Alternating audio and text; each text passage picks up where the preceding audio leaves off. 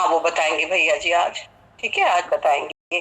और हमें स्मरण करते हुए कौन कौन से काव्य को पढ़ना चाहिए भक्तांबर के, कल मैंने लिख करके भी बताए थे नंबर। 31वां, 35वां, 40वां, 45वां और 48वां। हाँ ये हम स्मरण कर सकते हैं। ठीक है, ये वाले काव्य कौन कौन से, एक बार वंदना दीदी बोलेंगी। 31वां, 35वां, 46, 47 और 48। कीर्ति दीदी, कीर्ति दीदी आप अनम्यूट कीजिए, अनम्यूट कीजिए। स्मिता दीदी, स्मिता दीदी, अब जो हैंड रेज नहीं करेंगे ना उनका नाम लेकर के पूछूंगी। प्रदीप भाई साहब, संजू दीदी, पल्लवी दीदी। हाँ कोई बात नहीं, कोई बात नहीं, कोई बात नहीं, बोलिए। 31, 35, 41।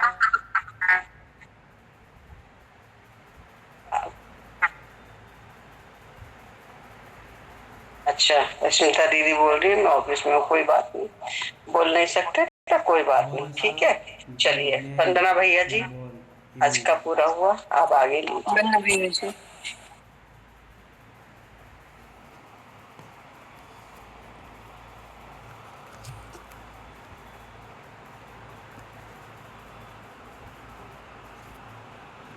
बहुत सुंदर स्मिता दीदी ने, ये 47 नहीं 48 है। चलिए, जय जिनेंद्र सभी को, आवाज़ आ रही है?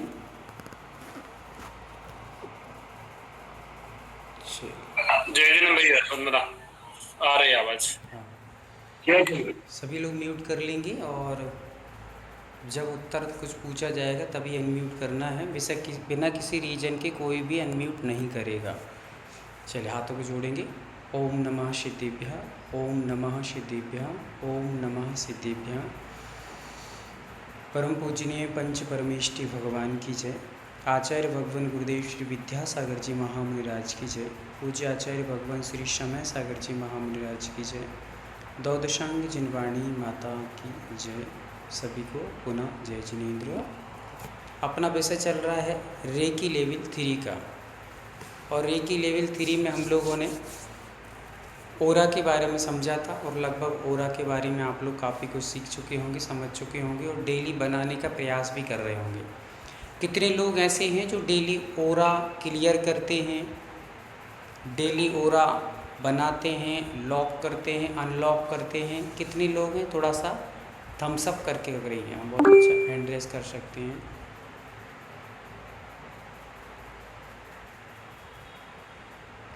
मात्र 4 लोग हैं। श्वेता दीदी, सोनू दीदी, पल्लवी दीदी। बाकी लोग ओरा नहीं बना रहे हैं, ओरा का काम नहीं कर रहे हैं। आप ओरा ही नहीं बनाएंगे तो आपके अंदर पॉजिटिव और नेगेटिविटी का एनर्जी कैसे घटेगी, बढ़ेगी? तो ये तो करना चाहिए आप लोगों को, डेली करने का काम है। मात्र दूसरों को सिखाने के लिए नहीं करना है, खुद को भी पावरफुल बनाने के लिए करना है, तब तो आप दूसरों को हील करेंगे। समझ में आ रहा है? संभव दीदी आपने नहीं किया, ओरा किया है। वंदना दीदी आप नहीं कर रहे हैं। इसमें कोई भी आप हैंड रेस करिए, जिन जिन ने किया है वो हैंड रेस करें। हैंड रेस करना जानते हैं ना, आपके पास हैंड है उसको ओपन करके रखें। हाँ, कीर्ति दीदी, प्रदीप भैया वीडियो ऑन कर लीजिए, सभी लोग वीडियो ऑन कर लीजिए। वंदना दीदी, प्रदीप भैया। चलिए प्रदीप भैया, आपने ओरा नहीं बनाया, ओरा डेली बना रहे हैं, नहीं बनाया?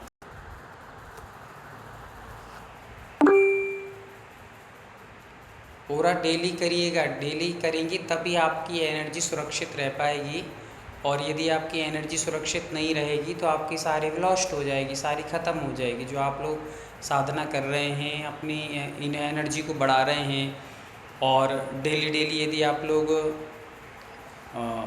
ध्यान करते हैं, अपने चक्रा का ध्यान करते होंगे, 24 जो पॉइंट दिए हैं आपको, वो पॉइंट यदि आप कर रहे होंगे, तो ये सब आपकी जो साधना चल रही है, वो साधना से जो एनर्जी आपका स्टॉक हो रही है, बढ़ रही है, वो तभी तक रहेगी जब तक आप ऑरा को बना के रखेंगे। तब अन्यथा आपके अंदर नेगेटिव एनर्जी आएगी तो पॉजिटिव एनर्जी को ब्लास्ट कर देगी, ख़त्म कर देगी।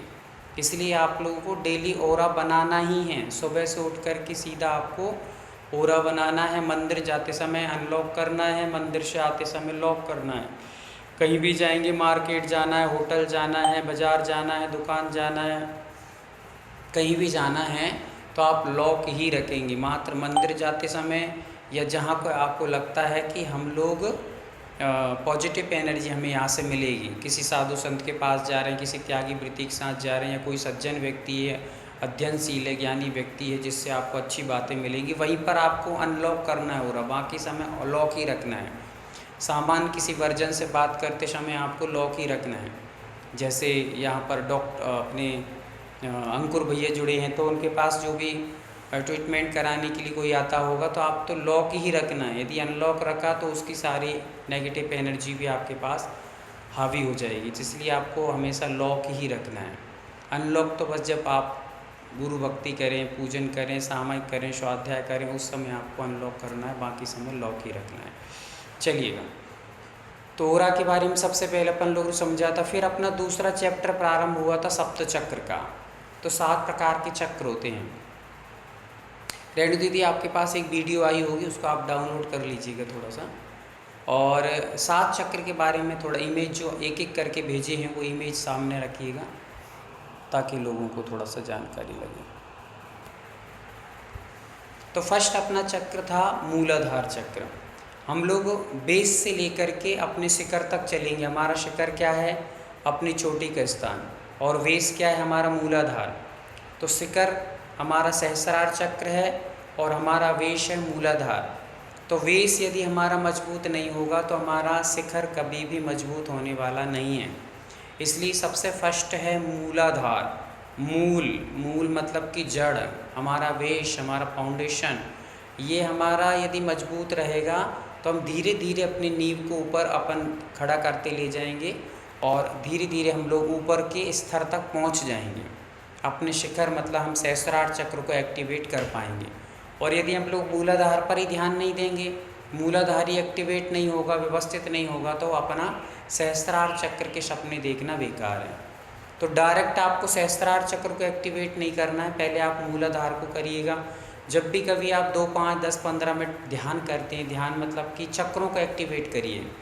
आप अपने जैसे नीचे अपना मूलाधार चक्र है, वहाँ पर छोड़ करके स्वादिष्टान चक्र को अपने दोनों नाभि के दोनों साइड हाथ रख करके गहरी सांस लेकर के आप मेरा स्वादिष्टान चक्र क्लीन हो रहा है, क्लीन हो रहा है। क्लीन करने की विधि आपको सबको पता चली गई है। किसी भी चीज़ को यदि हम लोग क्लीन करें तो क्लीन करने से पहले हमें क्या करना है, ये सारी चीज़ें आपको पहले से बता दी। कोई भी चीज़ क्लीन करना है आपको, चाहे अपने ऑरा क्लीन करना हो या अपने चक्रों को क्लीन करना हो, है ना, कोई भी चीज़ क्लीन करना है। यदि मान लीजिए किसी को आप एनर्जी देंगे तो उसकी जो भी नेगेटिव एनर्जी उसको क्लीन करना है, तो क्लीन करने के लिए कौन सा सिंबल यूज किया जाता है लिख करके बताएंगे मैसेज में। रिमूव करने के लिए, नेगेटिव एनर्जी रिमूव करने के लिए, क्लीन करने के लिए कौन सा सिंबल यूज किया जाता है? जिनके हैंड रेस हैं वो नीचे कर लें, डाउन कर लें।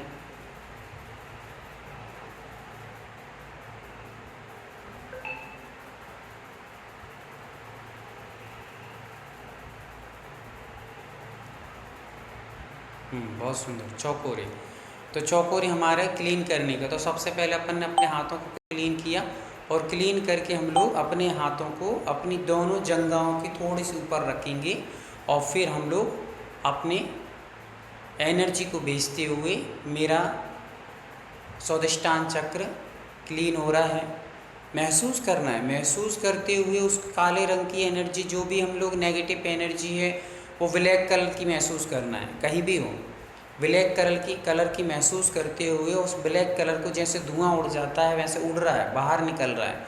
और हमारे अंदर जो हमने जैसे क्लीन किया, तो क्लीन के बाद हम लोगों ने फिर अपने सेकी बनाया, सेकी के पश्चात फिर हमने चौकोरे किस लिए बनाया, फिर से एनर्जी के लिए। तो वो एनर्जी कैसी है, वाइट रंग की है। वाइट रंग की क्यों एनर्जी है बताइए, वाइट रंग की एनर्जी क्यों है, लिख करके बताएंगे।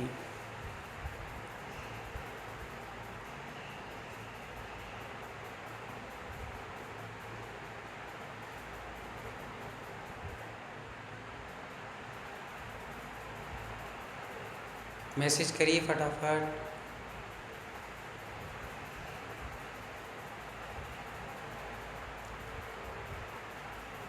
पॉजिटिव के लिए नहीं है, पॉजिटिव तो ठीक है, पर वाइट रंग की एनर्जी क्यों है। जो हम लोग मान लो हाथ रख रहे हैं नीचे और अपन अपने चक्रों को यदि क्लीन कर रहे हैं, क्लीन करने के पश्चात हम लोग उसमें वाइट एनर्जी डाल रहे हैं, प्रवेश करा रहे हैं, महसूस कर रहे हैं, तो फिर वो वाइट रंग की ही क्यों महसूस कर रहे हैं। तो वाइट रंग की इसलिए कर रहे हैं क्योंकि हम लोगों ने लास्ट में अपने हाथों में भी एनर्जी कौन सी, चौकोरे बनाया। तो चौकोरे क्या करता है, एनर्जी लेता है। एनर्जी कौन सा है, चौकोरे का रंग कौन सा है, वाइट रंग का है, सफ़ेद रंग है। तो सफ़ेद रंग की एनर्जी ही जाएगी। तो सफ़ेद रंग की एनर्जी इसलिए प्रवेश करा रहा है, महसूस करा रहा है क्योंकि हमने चौकोरे से अपनी एनर्जी ली है, और वो चौकोरे की एनर्जी कैसी है, सफ़ेद रंग की है। तो सफ़ेद रंग की एनर्जी फील करना है। सफ़ेद रंग की एनर्जी फील करने से पहले हमें ब्लैक रंग का जो नेगेटिव एनर्जी उसको बाहर करना है, और सफ़ेद रंग की एनर्जी को फील करना है कि मेरा स्वादिष्टान चक्र पर जितनी भी नेगेटिव एनर्जी है वो समस्त ब्लैक रंग में, वाइट काले रंग में बाहर निकलती जा रही है, बाहर निकलती जा रही है। महसूस करना है, महसूस करना है, महसूस करना है। और फिर उसके पश्चात अपन को वाइट रंग की एनर्जी उसके अंदर प्रवेश कर रही है, प्रवेश कर रही है, जिससे वो एक्टिवेट हो रहा है, जिससे वो स्वस्थ हो रहा है, जिसके वो जितने हार्मोन्स हैं वो अपने आप में एक्टिवेट होते जा रहे हैं। वो हमारे लिए एनर्जी लेवल बढ़ाएगा, हमारी सोच, हमारी विचारधाराओं को व्यवस्थित करेगा। तो ऐसे हर एक चक्र के साथ हमें करना है। जैसे हम मान लीजिए हार्ट चक्र है, हार्ट चक्र मतलब अपना अनाहत चक्र। अनाहत चक्र पे हमने हाथ रखे, तो हमारे हाथ रखते अपन महसूस करेंगे, और हाथ हमेशा आपको कभी भी रखेंगे, ये उंगलियों को फैला के नहीं रखना। सभी ध्यान से समझ लें, कभी भी आप किसी भी चीज़ को हील करेंगे, अपनी एनर्जी को बाहर नहीं जाने देना है, हाथों को बिल्कुल व्यवस्थित रखना है, और ये जो गोल हिस्सा है उसको ऐसे मोड़ कर ही रखना है। तो अपने हाथों को भी हम ऐसे रखेंगे, ऐसे फैला के नहीं रखना है, ऐसे नहीं रखना, ऐसे नहीं रखना है। ये हमने एक के ऊपर जो हमारा बीच का जो पॉइंट आ रहा है, वैसे हमारी ये बीच की लकीर है, दोनों को एक आपस में मिला करके और ये रखते हुए ऐसे कर लेना है। और हमने अपने हृदय के पास रखा, तो हृदय के पास रखेंगे तो ब्लैक रंग की एनर्जी बाहर निकलती हुई जा रही है, और हमारे यहाँ से महसूस कराना है, ये अपना जो चक्र है, इस चक्र से सफ़ेद रंग की एनर्जी हमारे अंदर प्रवेश कर रही है। ऐसे महसूस करना है। ऐसे ही आपको अपने थॉट चक्र, अपना आज्ञा चक्र, थर्ड आई, फिर उसके बाद अपना शीर्ष जो चक्र है, ये सारे चक्रों को आपको ऐसे ही बना करके करना है। किसी प्रकार से आपको ये फैलाना नहीं, उंगलियों को खोल करके नहीं रखना है, 5 उंगलियों को व्यवस्थित, तो थोड़ा सा ऐसे गोल आकार बना के चक्कर की तरह, ताकि वहाँ से आपको एनर्जी प्रवेश कर सके। ये आपको विशेष रूप से करना, ध्यान रखना है हमेशा, बताते समय भी, करते समय भी इनको ध्यान रखना है। तो हम लोगों ने पहला चक्र देख लिया था। रेणु दीदी आप शेयर करेंगी, इमेज शेयर कर दें। मूलाधार चक्र म्यूट कर लीजिए, आपसे पूछा नहीं, अभी म्यूट कर लीजिए अभी। चलिए, तो 7 चक्रों के नाम सबको याद हो गए हैं? एक बार हाथ उठा देंगे जिनको भी याद हो गए हों 7 चक्रों के नाम। चक्रों के नाम याद करिए आराम। हाँ, जिनके हैंड रेस अभी बने रहते हैं वो डाउन करके रखें, जिनको मात्र हाथ टच करके रखना है, कुछ दूरी से रखना है। हाँ, दूरी से ही रखना है, टच भी कर सकते हैं, नो प्रॉब्लम, दोनों काम कर सकते हैं, इसमें कोई प्रॉब्लम नहीं है। चलिए, 4 लोगों को याद हो गए हैं, 5 लोगों को याद हो गए हैं, 6 लोगों को याद हो गए हैं। चलिए बहुत अच्छी बात है कि आप लोग याद कर रहे हैं पूरी ईमानदारी के साथ में, अच्छी बात है। और ये चक्रों को आप लोग ये नहीं करना दीदी, अभी इमेज शेयर कीजिए, इसको छोड़ दीजिए। जो अभी चक्रास की इमेज कल भेजी हैं वो ग्रुप में ही है, आपके पास ही है। चलिए, तो 7 चक्रों में से मैं आपके से नाम पूछ रहा हूँ, जब तक आपको याद है कि नहीं है। पल्लवी दीदी आप अनम्यूट कर लें और 7 चक्रों के नाम बताएंगे। पहले नीचे से मूलाधार चक्र, स्वाधिष्ठान चक्र, नाभि के इधर मणिपुर चक्र, फिर अनाहत चक्र, हृदय के इधर अनाहत चक्र, गले के इधर विशुद्धि चक्र, आज्ञा चक्र, सहस्त्रार चक्र। बहुत सुंदर, बहुत अच्छा। तो ये हमारे 7 चक्र होते हैं, इन चक्रों पर विशेष फोकस करना है। अभी हम लोग यहाँ पर पहला, हमने जो आपके सामने इमेज दिख रही है, ये पहला चक्र हम लोगों ने कल जाना था शायद। और पहले चक्र का नाम है मूलाधार, तो अपन ने इसको जान ही लिया था, और भी इसकी जो भी विशेष जानकारी हैं वो भी अपन लोगों ने समझ ली थी। आज थोड़ा सा हम लोग आगे बढ़ते हैं, दूसरा निकालेंगे दीदी। इसके बारे में किसी को और जानकारी लेना हो तो ये दूसरा भी अपन ने थोड़ा सा जाना था आज। दूसरा, हाँ, ये अपना दूसरा है जिसका नाम है स्वाधिष्ठान चक्र। आपको सबको दिख रही होगी इमेज, और आप खुद अपना वो कर सकते हैं, जूम करके देख सकते हैं अपने इमेज को। ये दूसरा आपको चक्र है, दूसरे नंबर पे, जो हमारे जनन इंद्रिय के ऊपर है। और इसका जाप जो करते हैं, वम शब्द से इसको जाना जाता है। वम, बम नहीं करना है, वम, वा का उच्चारण करना है, बा नहीं है, वा है, वा के ऊपर एक बिंदु रखी हुई है, वम, बम नहीं, वम। तो इस प्रकार से वम का हम लोग इसका जब भी ध्यान कर सकते हैं, इसको एक्टिवेट करने के लिए, इसकी शुद्धिकरण करने के लिए कर सकते हैं। पर जब आप हीलिंग सीख जाएंगे तो हीलिंग वालों को, जब भी आप हीलिंग सीख गए हैं, आप हीलिंग करने लगे हैं, हो गए हैं आप, तो फिर इन मंत्रों की ज़रूरत नहीं पड़ती है। सामान्य से कोई जब चिंतन मनन करता है इसका, कोई बिना हीलिंग जानता नहीं है, रेखी नहीं जानता है, उसको एक्टिवेट करना है, तो ये वम आदि के उच्चारण उनके लिए ठीक है, कर भी सकते हैं। पर रेखी वाला इतना अपने आप में पावरफुल हो जाता है कि वो सहज में यदि उस चीज़ का रंग का भी ध्यान करे, उसके आकार प्रकार का ध्यान करे, तो भी वो उच्चारण वम का ना भी करे तो भी चलेगा। उसको अंदर हीलिंग हो गई, वो रेखी जान गया है, उसके अंदर पावर है, तो वो अपने आप में एक्टिवेट रहता है, उस कलरों के माध्यम से भी अपने आप को एक्टिवेट कर सकता है। फिर भी आप जाप भी उसका वो भी उच्चारण भी कर सकते हैं। फिर ये जो है वो 50% लोग ऐसे होते हैं जिनका ये असंतुलित रहता है। नीचे का जो स्वाधिष्ठान चक्र, 50% लोग ऐसे हैं जिनका ये एक्टिवेट नहीं रहता है, अनएक्टिवेट रहता है, असंतुलित रहता है। इस कारण से काफ़ी सारे रोग आदि उत्पन्न होते हैं। तो यहाँ पर इसका अपन लोग वो एक्टिवेट करने के लिए नमो सिद्धाड़म का भी जाप कर सकते हैं, क्योंकि नमो सिद्धाड़म से भी ये रंग प्रभावित होता है। जो रंग यहाँ पर दिख रहा है वो सिद्ध परमेष्टि का भी प्रतीक है, इसलिए सिद्ध भगवान के स्मरण करने से भी ये रंग एक्टिवेट होता है। फिर इस चक्र पर आज्ञा, विशुद्धि एवं मूलाधार तीव्र प्रभाव डालते हैं। ये जो चक्र है स्वाधिष्ठान चक्र हमारे बीच में, उस पर 3 चक्र प्रभाव डालते हैं। आज्ञा चक्र जो आपको थर्ड आई के यहाँ पर है, दूसरा है विशुद्धि चक्र जो हमारा थॉट चक्र है, इस पर यहाँ पर तो दूसरा चक्र बना रहता है, वो प्रभाव डालता है। फिर तीसरा चक्र जो है वही रहने दीजिए, आगे पीछे मत करिए, वही वाला रखिए। हाँ, तीसरा चक्र है जो अपना मूलाधार। तो ये 3 चक्र यहाँ पर बता रहे हैं कि 3 चक्र क्या करते हैं, इस पर प्रभाव डालते हैं। यदि आपके यहाँ पर लिखा हुआ आप पढ़ेंगे, इन तीनों के बैलेंस होने पर ही ये बैलेंस होता है। यदि हमारा आज्ञा चक्र बैलेंस नहीं होगा, हमारा विशुद्धि चक्र बैलेंस नहीं होगा, हमारा मूलाधार चक्र बैलेंस नहीं होगा, तो हमारा स्वाधिष्ठान चक्र भी बैलेंस नहीं होगा। इसलिए हमें ये 3 चक्रों को भी विशेष रूप से इसका संबंध है, ठीक है। क्योंकि पीला रंग यहाँ से भी संबंध रखता है, और उसकी किरणें जो निकलती हैं वो लाल रंग जैसी रहती हैं, तो ये किरणें आपको दिख रही हैं। तो ये 2 चक्र हैं, और नीचे वाला हमारा जो मूलाधार चक्र जो भी हमने लाल रंग में देखा है।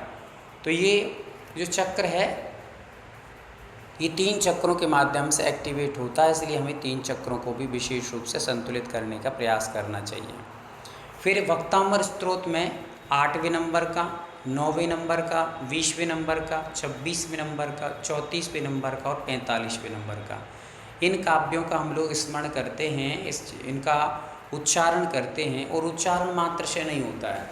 आप यदि ये सोच के बैठें कि हम वक्तांबर तो डेली पढ़ते हैं, तो इससे कुछ नहीं होता, आपके पढ़ने में कुछ भी नहीं रखा है। आप उस चीज़ को इतना लय के साथ पढ़ें, लयबद्धता से, उसकी जो ध्वनि निकलेगी उस ध्वनि से इनके पास एक्टिवेट होते हैं ये, है ना।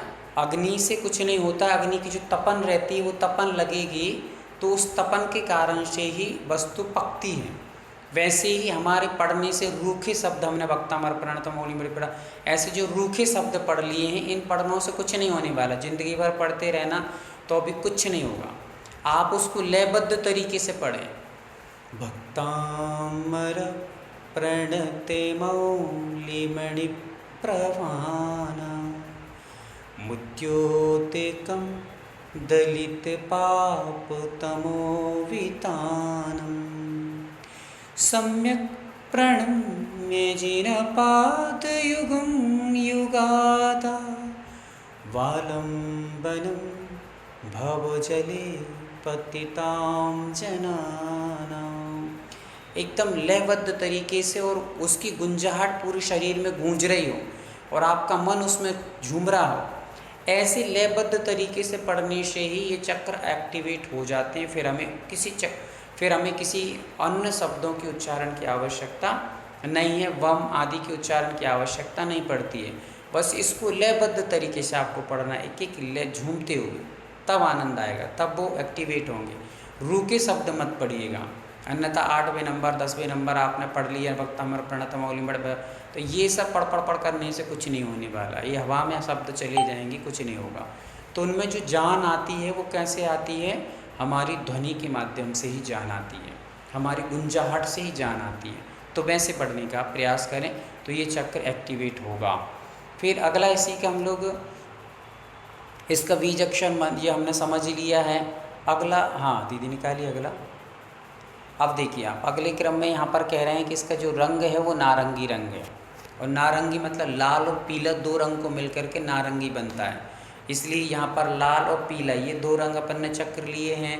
हमारा थॉट चक्र है और हमारा आज्ञा चक्र, ये दोनों चक्र में यहाँ लाल रंग, ये पीला रंग, दोनों को मिला करके कौन सा चक्र बन गया? ये नारंगी रंग बना। और हमने मूलाधार चक्र का रंग भी कैसा है? लाल रंग है।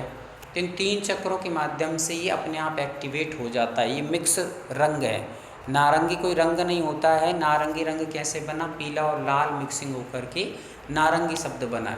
तो हमारे लाल और पीली ये 2 चक्र यदि एक्टिवेट हो जाएंगे, साथ में मूलाधार चक्र एक्टिवेट हो जाएगा, तो स्वादिष्टान चक्र अपने आप में एक्टिवेट हो जाएगा। इसलिए इन 3 चक्रों को हमें विशेष रूप से फोकस करेंगे तो हमारा स्वादिष्टान चक्र भी मजबूत बना रहेगा। अगले क्रम में यहाँ पर कह रहे हैं कि 100 मतलब अपना, खुद का, स्वयं का। अधिष्ठान मतलब स्थिर होना, आसन। निष्ठान मतलब निवास, अपने आप में स्थिर करने वाला। मतलब ये जो चक्र है वो अपने आप में स्थिर करने वाला है। आपको बता दूं कि ये चक्र क्या करता है, शायद यहाँ पर बताया होगा, नहीं हाँ यहाँ पर बताया। यह अवचेतन मन का वह स्थान है जहाँ हमारे अस्तित्व के प्रारंभ में गर्भ की सारी परछाइयाँ और अनुभव संग्रहित रहते हैं। ये पुरानी चीज़ों को संग्रहित करके रखता है। जैसे हमारे कार्ड होते हैं, मेमोरी कार्ड। मेमोरी कार्ड में हमने पुरानी सारी वस्तुओं को क्या कर लिया है? सेव करके रख लिया, फिर हम कभी भी उसको लगाएंगे और अपने डिवाइस पे देख सकते हैं। वैसे ही हम लोग, ये जो चक्र है वो हमारी पुरानी जो स्मृतियाँ हैं उनको सेव करके रखता है। और इनके माध्यम से पुरानी, मतलब मान लो वो पुरानी चाहे गंदी हो, चाहे अच्छी हो, बुरी हो या अच्छी हो, कैसी हैं वो आपके ऊपर डिपेंड करता है कि हमने पुराने समय में क्या कार्य किया है, क्या नहीं किया है, अच्छा किया, बुरा किया, भला किया, बुरा किया। ये सारी चीज़ों को वो मेमोरी में सेव करके रखता है। अब यदि मान लीजिए पुरानी चीज़ें हमारी हैं, कोई लड़ाई झगड़ा हुआ, किसी से ईर्ष्या हुआ, किसी से बैर हुआ, किसी से कुछ द्वंद्व हुआ है, बोलचाल बिगड़ी है, वो सारी चीज़ें आपकी इस मेमोरी कार्ड में सेव रहेंगी। और यहाँ यदि सेव रहेंगी तो यदि इसको रिमूव नहीं करेंगे, हम लोग इसको क्लीन नहीं करेंगे, तो वो सारी चीज़ें इसमें सेव रहेंगे। वो सेव रहेंगे तो कभी भी आपकी स्मृतियों में वही आएगा, और वही आएगा तो आप कभी भी पॉजिटिव नहीं हो पाएंगे। इसलिए इसको क्लीन करना, हमें क्या करना है, क्लीन करके रखना है। और इसमें अनुभव भी संग्रहित रहते हैं। हमने कभी पुराने अनुभव से लिए हैं, किसी से कुछ जाना है, कुछ समझा है, कुछ सीखा है, तो वो सारी चीज़ें भी इसमें फीड रहती हैं। गलत सीखा हो, बुरा सीखा हो, अच्छा सीखा हो, वो सारी चीज़ें इसमें संग्रहित हैं। तो इसको नेगेटिव एनर्जी को हमें रिमूव करते रहना चाहिए। इसको अपन लोग को हमें ध्यान रखना है। ये जनन इंद्रिय की मूल से 4 अंगुल ऊपर स्थित होता है।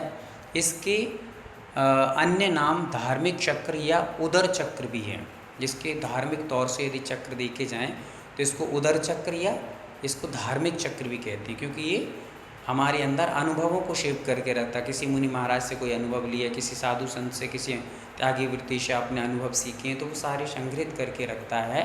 इसलिए इसको यहाँ पर स्वस्थान, अधिष्ठान, अपने में स्थिर करने वाला भी होने के कारण से इसको आध्यात्मिक चक्रों को ऊपर बढ़ाने वाला है। ये ऊपर बढ़ जाता है, फिर हमारा अध्यात्म इसके माध्यम से ऊपर अध्यात्म को प्राप्त कराने वाला ये चक्र है। तो इस कारण से यहाँ से आध्यात्मिक विकास प्रारंभ होते हैं। अतः इसको हम लोगों ने क्या कह दिया, सौ अधिष्ठान, 100 में स्थिर करने वाला, 100 में निवास कराने वाला ये चक्र है।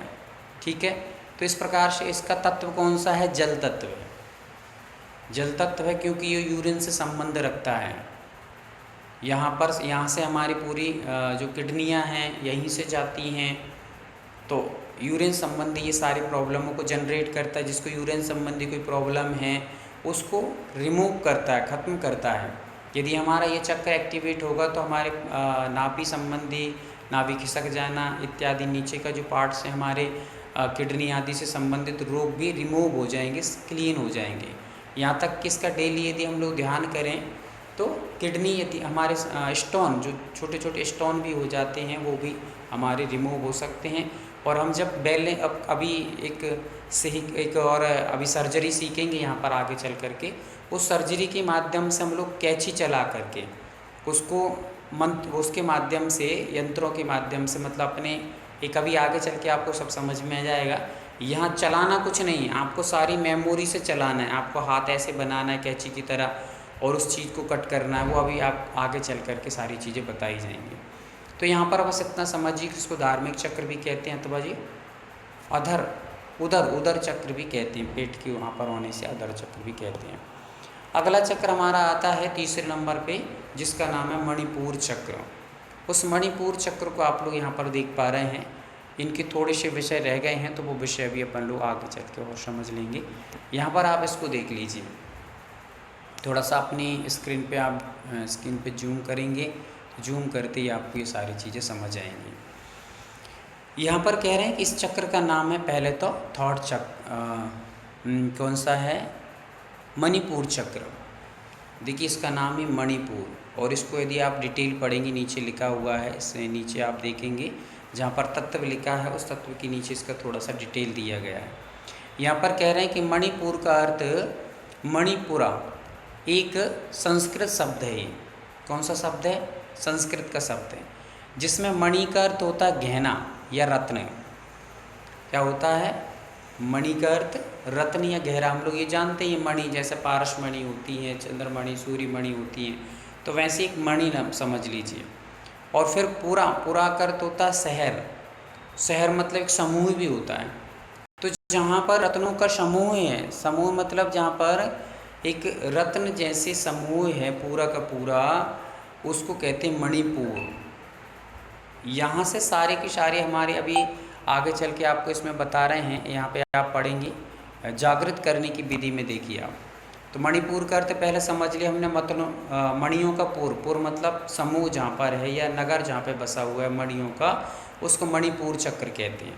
तो मणि से अर्थ मणि नहीं लेना, मणि मतलब के गुण हैं। यहाँ पर मणि मतलब गुण हैं, ये गुण जागृत हो जाते हैं। इसके जागृत होने से हमारे गुण जागृत होने लगते हैं। अब हम लोग धीरे धीरे ऊपर की ओर आ रहे हैं, ऊपर की आ रहे हैं, तो हम लोग आध्यात्मिक विकास कर रहे हैं। अभी नीचे जा रहे थे तो हम लोग सांसारिक विकास कर रहे हैं। सांसारिक मतलब कि राग द्वेष करना, काम भोग करना, ईर्ष्या बुराई करना, ये संसार के कारण हो गए। पर अब ऊपर उठ के आ रहे हैं, तो हमारे अब ऊपर विकास हो रहा है। हमने यहाँ से रत्नों को प्राप्त, रत्न मतलब गुण हमारे प्रकट होने लगे हैं। अब इसको देखेंगे, यहाँ पर लिखा है जागृत करने की विधि को आप देखेंगे। यहाँ 10 नाड़ियों का मिलन होता है, 10 प्रकार की नाड़ियाँ आकर के आपस में मिलन को प्राप्त करती हैं। इसका ध्यान करने से गहरी श्वास, मतलब इसके ध्यान करते हुए आप गहरी श्वास लें। ये 10 नाड़ियाँ जो आती हैं, ये 10 नाड़ियाँ हमारी बहुत महत्वपूर्ण नाड़ियाँ आ रही हैं। यहाँ से हमारा पूरा एब्डोमिनल है, हमारे कान से संबंध रखता है। कभी भी आप देखेंगे नाभि विज्ञान, यदि आगे आगे चल के आपको नाभि विज्ञान पढ़ाया जाएगा, तो नाभि विज्ञान ये कहता है कि आप यदि मान लीजिए जैसे आपके होंठ सूखते हैं, तो होंठ जिनके सूखते हैं वो यदि नाभि में घी लगा के रखें गाय का, तो उनका होंठ सूखना बंद हो जाएगा। ठीक है। यदि आपके पास वो बाम आती, बाम कौन सी बाम आती, वो एक जो अपन सिर में दर्द आती है ना, उसको लगाते, तो वो भी नाभि में लगाएं तो होंठ हमारे कभी सूखेंगे नहीं। पहली बात। दूसरी बात, यदि होंठ काले हैं तो होंठों को व्यवस्थित करने के लिए आप नाभि में डेली थोड़ा सा सरसों का तेल लगाएं तो घुटने के दर्द भी ठीक होंगे। हाँ, झंडू बाम सही है वो। और हम सरसों का तेल यदि लगाते हैं तो घुटने के दर्द भी ठीक होंगे, घुटनों की पीड़ा भी ठीक होगी, साथ में आपके होंठ बिल्कुल पिंक हो जाएंगे, गारंटी से हो जाएंगे। 5 दिन लगा के देख लीजिए, 3-4 दिन में ही आपको ये सारी यहाँ वहाँ की चीज़ें लगा करके फेरना पड़ता है, वो सारी चीज़ें आपको ख़त्म हो जाएंगी, ज़रूरत नहीं पड़ेगी। तो आप वो लगा करके सरसों का तेल, पर थोड़ा गर्म करता है, गर्मी के दिनों में अपने हिसाब से उपयोग करिएगा, नहीं तो आप होंठों के चक्कर में पेट खराब कर लें। ठीक है। उससे डाइजेशन भी व्यवस्थित होता है। ऐसे आपके चेहरे पे ग्लो नहीं है तो ग्लो के लिए भी आप लोग नारियल के तेल में थोड़ा सा कपूर मिलाकर नाभि में लगाएंगे तो बहुत बेहतर असर करता है। आपका पेट साफ नहीं हो रहा है ना, और वो क्या बोलते हैं मल जमा हुआ है, तो आप उस समय आप थोड़ा सा नाभि में वो सौंठ के पाउडर को गीला करके लगा लीजिए और थोड़ी देर के लिए गीला करते जाइए, सूखना नहीं देना उसको। 2, 5, 10, 15, 20 मिनट, 10-15 मिनट आप गीला करके उसको रखिएगा। तो आपका जो भी मल जमा होगा, जो भी आपका गैस बन रही हो, एसिडिटी बन रही होगी, वो सारे के सारे बाहर व्यवस्थित हो जाएगी। अथवा आप हींग भी लगा करके रख सकते हैं, इससे भी हो जाता है। पुराने से पुराना मल भी उससे बाहर हो जाता है, पेट एकदम क्लीन हो जाता है।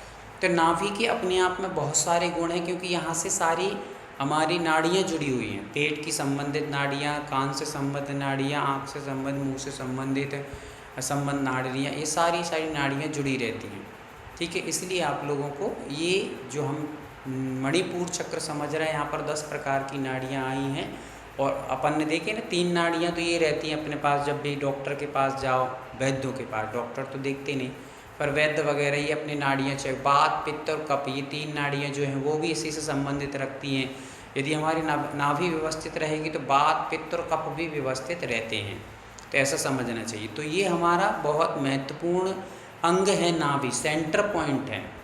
कौन सा पॉइंट है? Centre point. यहाँ से ऊपर के लिए भी वस्तु यानी कि ब्लड आदि या हमारा ऊर्जा आती है, और यहाँ से नीचे भी जाती है। यदि ये हमारा चक्र एक्टिवेट रहेगा तो ऊपर की ओर ऊर्जा भेजेगा, और अनएक्टिवेट रहेगा तो पूरी की पूरी नीचे की ओर ऊर्जा जाएगी।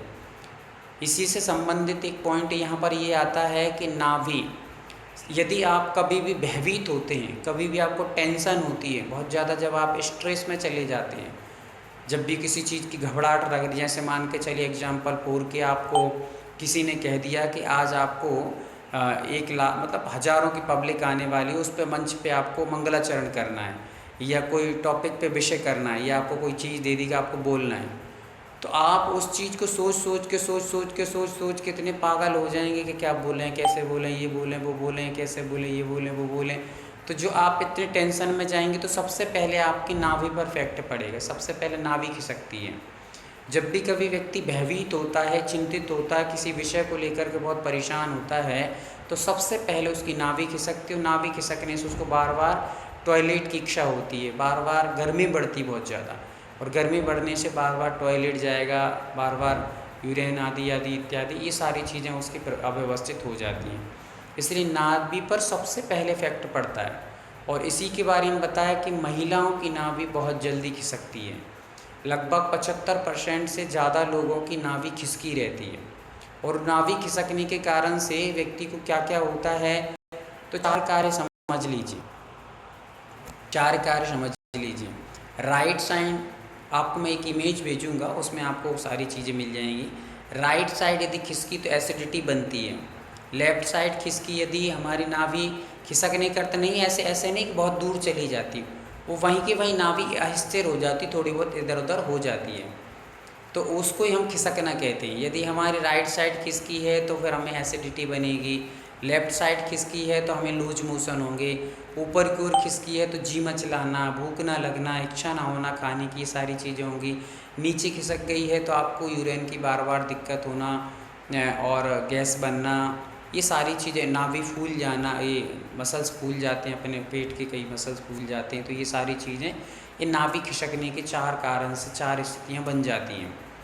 वैसे ही यदि आपके पीरियड्स बिगड़ रहे हैं तो पीरियड्स बिगड़ने में सबसे पहला खतरा आपके नाभि पर आया है। नाभि कहीं ना कहीं खिसकी होगी।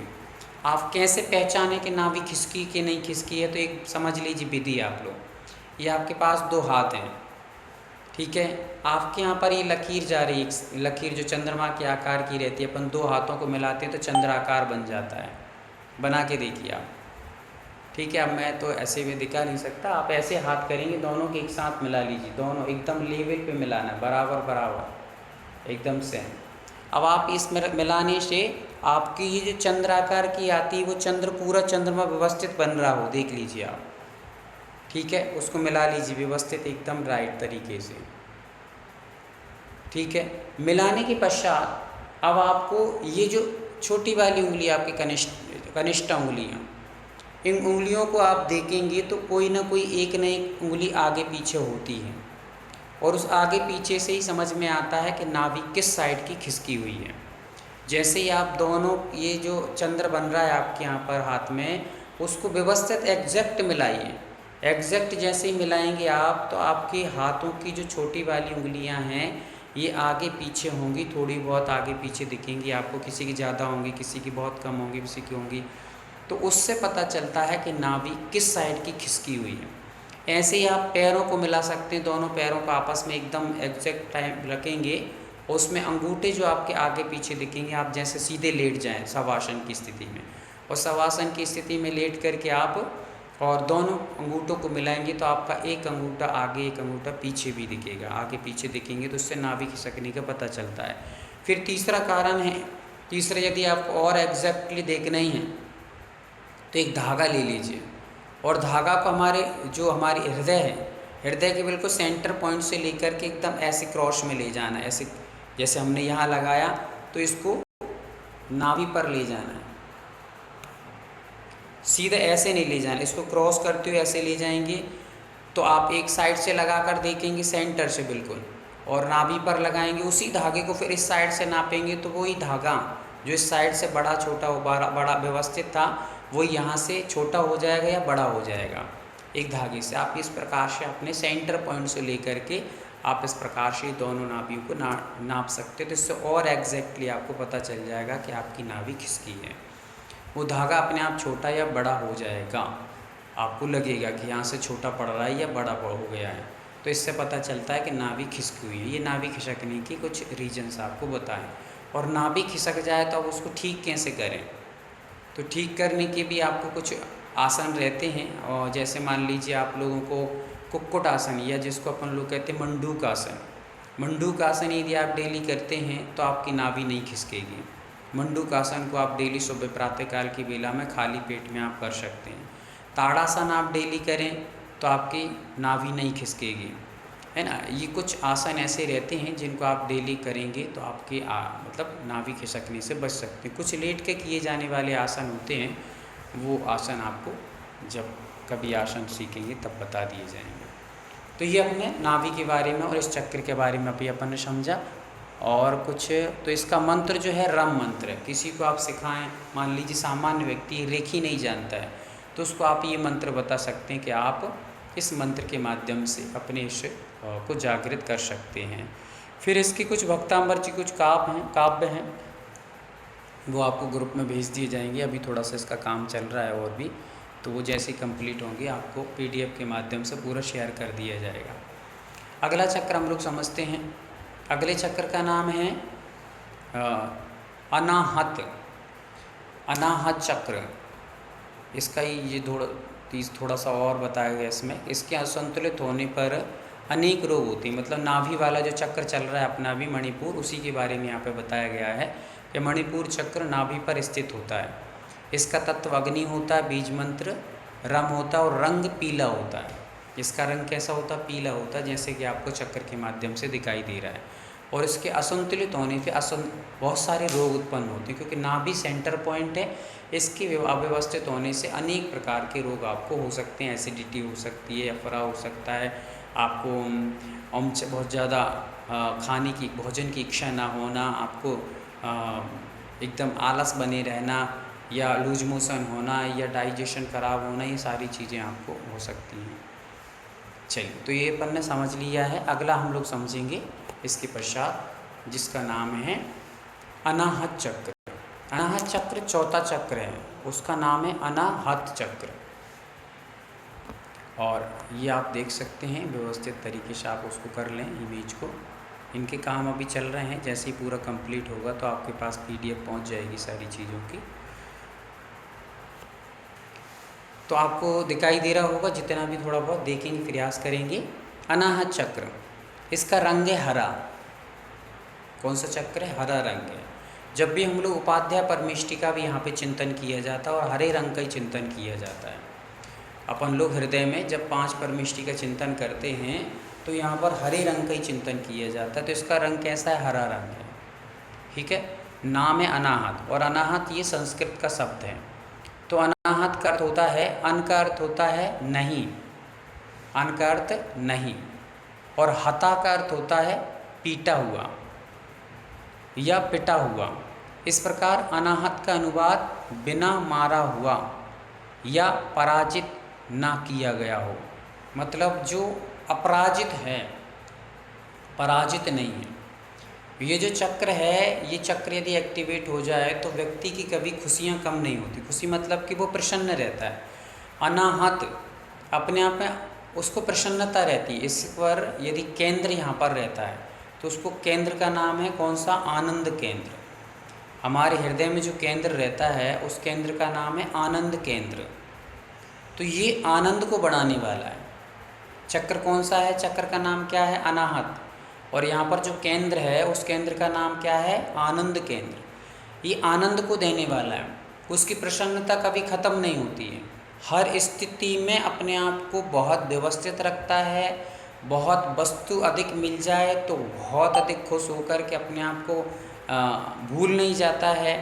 और यदि कोई चीज़ डाउन हो जाए, मान लीजिए कोई लॉस हो जाए, तो उस समय उस व्यक्ति को कोई ज़्यादा पीड़ा और परेशानी में, डिप्रेशन में नहीं जाता है।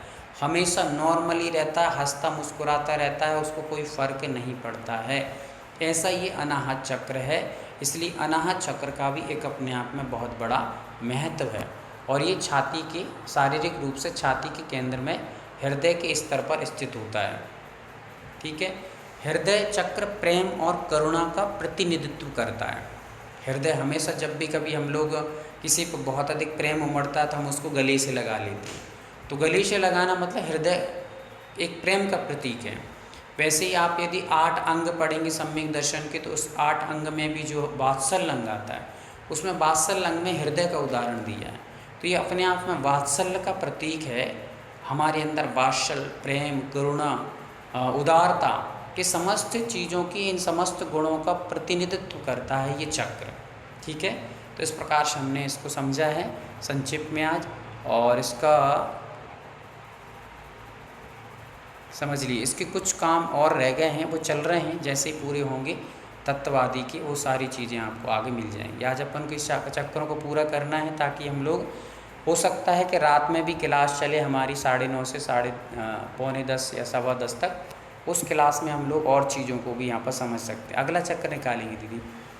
अगला चक्र है जो 5वें नंबर का है हमारा, जो हमारे कंठ पर स्थित रहता है, जिसका नाम है विशुद्धि चक्र। अब हम लोग धीरे धीरे और शुद्ध होते जा रहे हैं।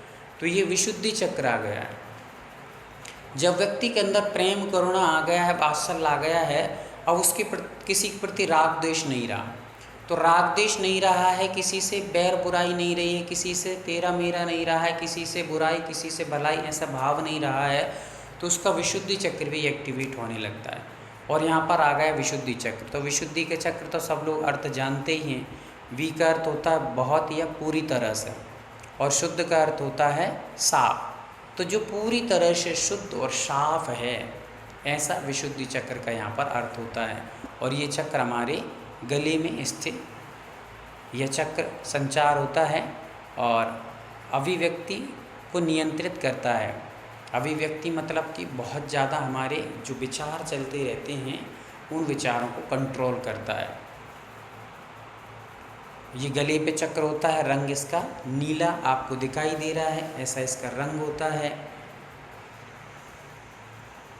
ठीक है, इसको कैसे हम लोग जागृत करें, कैसे हमें इसको प्रभावित करें, इसके अप्रभावित होने से क्या क्या दिक्कतें होती हैं, वो हम लोग अगली क्लास में मतलब आगे धीरे धीरे समझेंगे। अभी इसका सारा काम चल रहा है और पूरा होते ही आपको सारी चीज़ें मिल जाएंगी। अगला चक्र हम लोग समझेंगे जिसका नाम है विशुद्धि चक्र, आज्ञा चक्र। आज्ञा चक्र जो हमारे मस्तिष्क के बीचों बीच में रहता है, आपको इसका चक्र का आकार भी दिख रहा है। ये चक्र के आकार जैसे दिखाई दे रहा है वैसे ये चक्र होते हैं। ये चक्र देखिए जैसे तीसरा नेत्र है, तो ये तीसरा नेत्र चक्र है जिसको अजना रंग कहते हैं, और रंग जिसका इंडिगो, इंडिगो मतलब कि ये हरा थोड़ा सा नीले हरा कलर में दिखाई दे रहा है, नीले हरे जैसा ये कलर रहता है। और बाहों के बीच में पाया जाने वाला ये चक्र अंतर्ज्ञान और अनुभूति से जुड़ा हुआ है। जैसे जैसे व्यक्ति की अनुभूतियाँ बढ़ती जाती, जैसे जैसे उसका आध्यात्मिक विकास होता जाता है, जैसे जैसे वो बाहर से अंदर की ओर आता जाता है, उसको ये चक्र एक्टिवेट हो जाता है और ये और अंदर ले जाने का काम करता है। ऊर्जावान रूप से यह गले के मध्य में स्थिर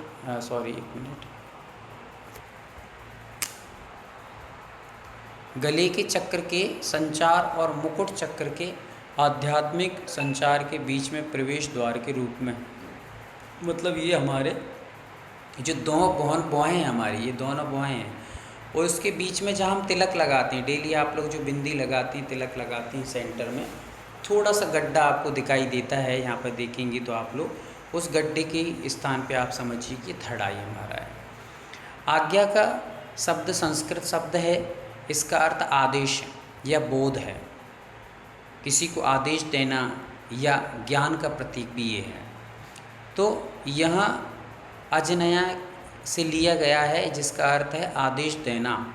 आदेश मतलब कि आज्ञा चक्र जैसे ही हमारा एक्टिवेट हो जाएगा तो इससे फिर हमारे जो इमोशंस हैं वो कभी भी हमारे प्रतिकूल नहीं जाएंगे, हम खुद आदेश देंगे। अभी निर्णय लेने के लिए हमारे अंदर बहुत सारे विचार चलते हैं, बहुत सारी चीज़ें सोचते ही रहते हैं, ये पर यहाँ पर जब हमारा एक्टिवेट हो जाएगा तो खुद हम अपने विचारों के स्वामी बन जाएंगे।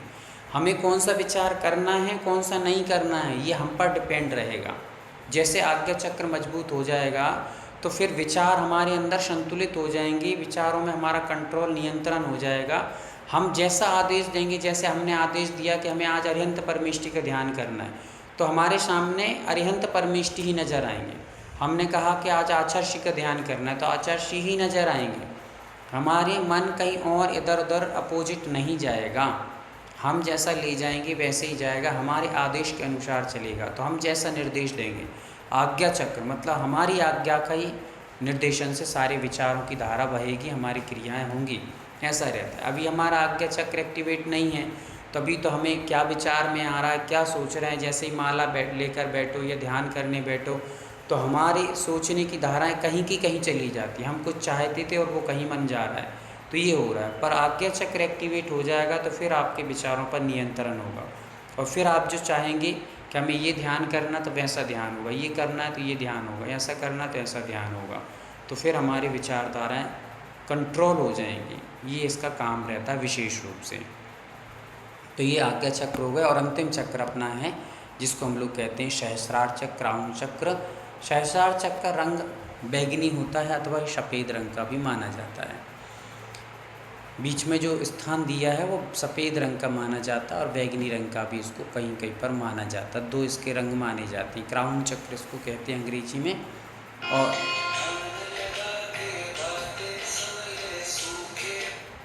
एक मिनट। तो इसके दो अर्थ हमने समझ लिए। आज्ञा चक्र, सहस्त्र चक्र इसका नाम है, अथवा क्राउन चक्र अंग्रेजी में। इसका अर्थ यहाँ पर बताया, सहस्त्र का अर्थ होता है 1000, और आरा, सहस्त्र आरा मतलब आरा का अर्थ होता है पंखुड़ियाँ, तो जहाँ या सिलवट है। इस प्रकार सहस्त्रार चक्र का अनुवाद 1000 पंखुड़ियों वाला 1000 गुणा अधिक जहाँ पर गुण प्रकट होते हैं, ऐसा ये सहस्त्रार चक्र होता है। 1000 गुनी ऊर्जा प्रकट होती है। यहाँ पर तो अपने जो ऊर्जा प्रकट हो रही थी, यहाँ पर 1000 गुनी प्रकट, जैसे सूर्य होता है तो सूर्य की किरणें जैसे हजारों की संख्या में निकलती हैं, वैसे यहाँ पर अनेक गुण हमारे अंदर प्रकट होते चले जाते हैं। ऐसा हमें समझ लेना चाहिए। चलिए, तो ये अपन ने आज 7 चक्रों,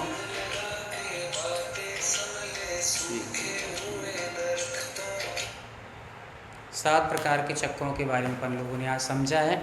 रात की क्लास में हम लोग अपने चक्रों के बारे में तो अपन ने समझ लिया है, चक्रों के बारे में जो कुछ शेष रहेगा वो भी सीखेंगे। रात को हम लोग सिंबल के बारे में समझेंगे। ये जो हमारे सिंबल रहते हैं, डिस्टेंस सिंबल, जिससे हम लोग दूसरों को कनेक्ट कर पाते हैं, तो उस सिंबल को कैसे बनाना है, कैसे उपयोग करना है, कैसे हम लोग सामने वाले को जोड़ेंगे, और कैसे उसको फिर जोड़ने के बाद क्या करना रहेगा जिससे हम लोग उसकी कनेक्टिविटी छोड़ेंगे। तो ये सारी चीज़ों को हम लोग रात को बैठ करके 9:30 सभी के लिए सूटेबल है कि नहीं है? 9:30 एक बार हो जाएगा ना? रेणु दीदी को सूटेबल नहीं होगा। भैया एक क्वेश्चन है, पूछ सकती हूँ क्या? हाँ पूछिए दीदी, पूछिए। भैया मेरे को ये आपका जो भक्तामर जो ग्रंथ है वो तो मुझे आता नहीं है। हाँ, तो मुझे अपना मतलब मैं तो हिंदू हूँ, तो मुझे अपने मंत्रा और चालीसा, हनुमान चालीसा, क्योंकि अभी जैसे 24 एक्टिवेट मंत्र मतलब जो हमारे 24 पॉइंट है उसको करने के टाइम में चालीसा भी पढ़ सकती हूँ ना, हनुमान चालीसा या कुछ और मंत्र पढ़ सकते हैं, कोई नो प्रॉब्लम। पढ़ते समय आपको उसकी फीलिंग करना है, एहसास करना है, कोई प्रॉब्लम नहीं, पढ़ सकते हैं। जो भी अपना रहता है, अपने धर्म से जो भी रिलेटिव अच्छी चीज़ें हैं उनको पढ़ने में कोई दिक्कत नहीं, आप पढ़ सकते हैं, अच्छे से पढ़िएगा। पर अपना बस फोकस वहाँ रहे कि जिस चीज़ को हम लोग पढ़ रहे हैं, और विशेष रूप से जिस चीज़ को हम लोग एक्टिवेट कर रहे हैं वहाँ पर हमें ध्यान रखना है। अब जैसे हनुमान चालीसा है तो काफ़ी बड़ा हो जाए, तो और भी कोई जैसे सरस्वती मंत्र है, या आप और भी जो भी मंत्र चलते हैं उन मंत्रों को भी आप उच्चारण कर सकते हैं, या वहाँ पर उस चीज़ को फील करने समय आप कर सकते हैं, कोई दिक्कत नहीं, करिए। चलिए,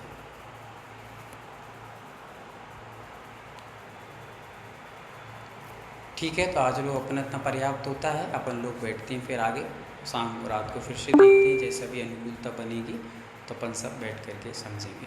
आज के लिए इतना पर्याप्त है, और इसकी रिकॉर्डिंग आपको प्राप्त हो जाएगी, देखते हैं। 2 दशांग जिनवाणी माता की जय, आचार्य गुरुदेव विद्यासागर जी महाराज की जय। सभी को पुनः जय जिनेन्द्र और जय जिनेन्द्र। वंदना बेटी, सभी को जय। जय जिनेन्द्र।